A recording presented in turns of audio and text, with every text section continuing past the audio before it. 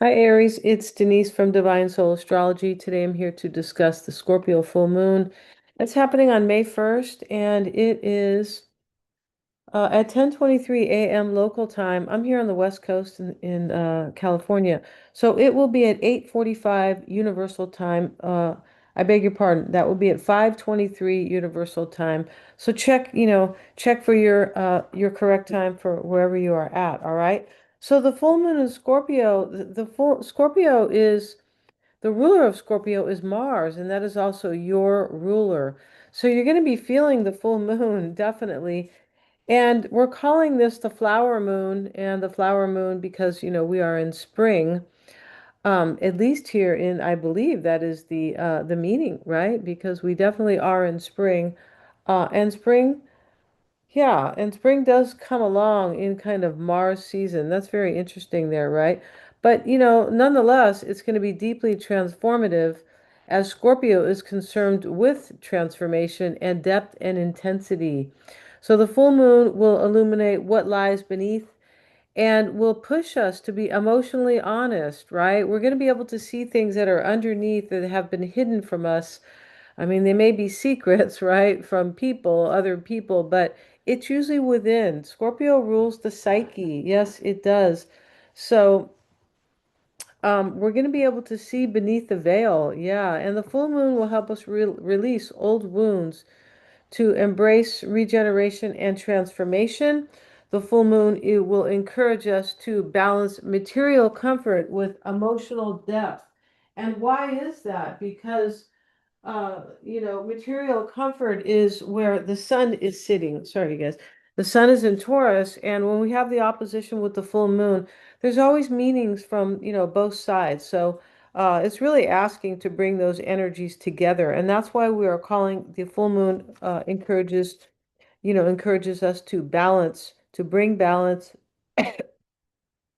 between the material comfort, our emotional depth, our comfort, which is Taurus again, and with vulnerability, and that is, Scorpio, and with between stability and surrender, right? Taurus is concerned with stability, and Scorpio is concerned with intensity and change, transformation or regeneration. So we want that kind of balance, right? And so Aries, the full moon is in your eighth house. Let me pull up the chart here. Where is the share? I beg your pardon here. I didn't kind of do that here. Let's see. Let's go to the chart. And so here you are on the ascendant, so you can see the chart better. And yeah, here we go. So let me move this now because it wants to move because the time is kind of moving here. Let me put it back on Aries. There we go. So, and don't pay attention to these numbers here because this is not the ninth house over here. No, this is the 12th house. So it's because I put your sign on the ascendant. It's kind of move things around a little bit. So, but here we have it is the full moon is in your eighth house, and that is ruled by Mars as well. So, as I was saying earlier, right, Mars is the natural ruler here, and Mars is in your first house, Aries, in your house of self. So there's a big, uh, a theme here on endings and transformation um, because of, this transformative experience here, right? And so let's look at Mars here and see what it's doing. It's making a trine to Lilith. Lilith is in your ninth house of Sagittarius, right? This is your house of purpose, growth, and expansion. And here, Mars, in Aries right now, in your sign, right, in your first house, with this stellium here, right? There's a lot of planets that are supporting you and supporting your first house. They are. And for somebody else, it may be the second house. For Pisces, it would be the second house. But this is the house of self, where whatever you are trying to do is very important. It's how you're motivated, like what you are motivated to do. That is the first house. It also has a lot to do with how you look, just everything about you personally, really. And Mars always wants something new. Yeah, Mars is the fool or the emperor, right? And the magician trying to do something new. So in the tarot, right? But here's Mars making a trine to Lilith. So this trine is supporting your growth and your expansion or your higher purpose. And this, full moon here is asking really for you to step into that. Lilith is also somewhat associated with Scorpio. Yes, it is. So, there's that going on. And Mars is also squaring Jupiter. Now, Jupiter is also associated with growth and expansion. It rules the ninth house, right, in the natural chart. And you have the natural chart, Aries, because you're the first sign and everything moves around in that sequential order. So, Jupiter is ruling. So we have a square down here where Jupiter sits. It's in Cancer, but there's a big theme here about pushing for change, personal change, and it may have to do with as well intimate relationships, how you share wealth with others. Scorpio is a wealth, it's a money sign, as is Taurus, and that's where we have the axis or the full moon and the sun opposition. So, we have here Jupiter is in your fourth house. It's also ruling your 12th house. So there's something going on here with you letting go of things. So the 12th house is the house of endings, right? Let's put you back on the ascendant. It wants to move you to Cancer. And so here you are, and the 12th house here, which is ruled by Jupiter, is the North Node is there. This is your higher path. It's where you really want to go in life. That's really what it is. And, some people will call it fate and destiny. It's a lot of things. It is also associated with foreigners and groups of people. Yes, it is. But you're leaving something behind here because Jupiter is ruling this house. So not sure what you're leaving behind yet, but it could be related to or just moving away from, right? You don't have to like physically, or kind of make a big deal. You're just like, oh, I'm not really, I don't really want to focus on that anymore, right? And the sun is in your second house here, Aries, and that is the house of finance, but it's the house of self-worth and self-care and well-being. It sure is. So the sun is focusing on that for you or emphasizing that for you. And here's Taurus ruling the sign. I mean, Venus ruling the sign of Taurus. So let's look at where Venus sits, right? Venus is in Gemini, and that is in your third house. This is your house of communication.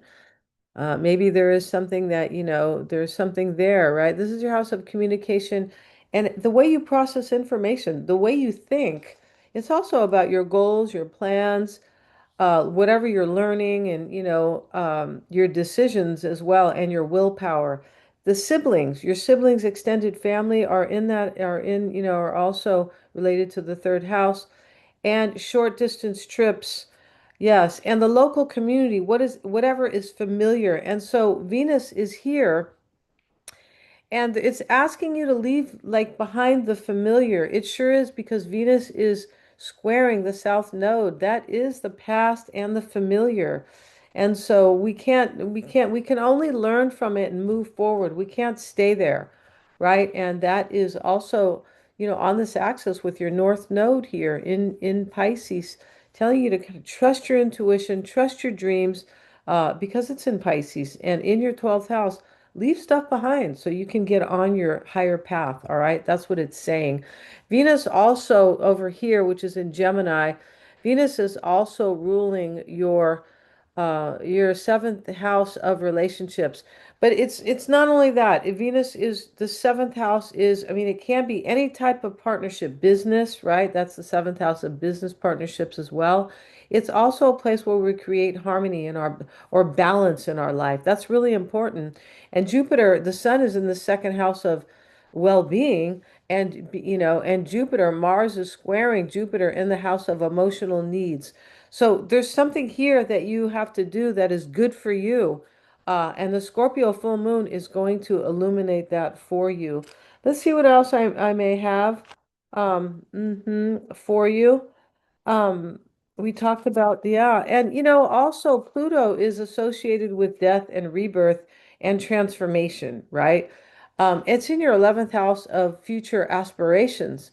And here it is. This is also the house of social groups and friends and hopes and wishes and gains from the 10th house of career. But we have the full moon in Scorpio making a square to Pluto.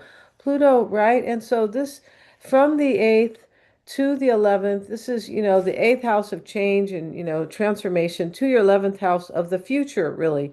And that is a challenge. It's putting pressure on you a little bit, right? So, there you go. So there's a big theme here on transformation.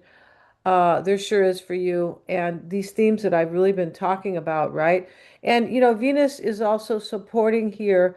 Venus is supporting you in your third house of communication and the way you think and your relationships as well, because Venus sits in, Venus is about your relationships. It's also about your finance.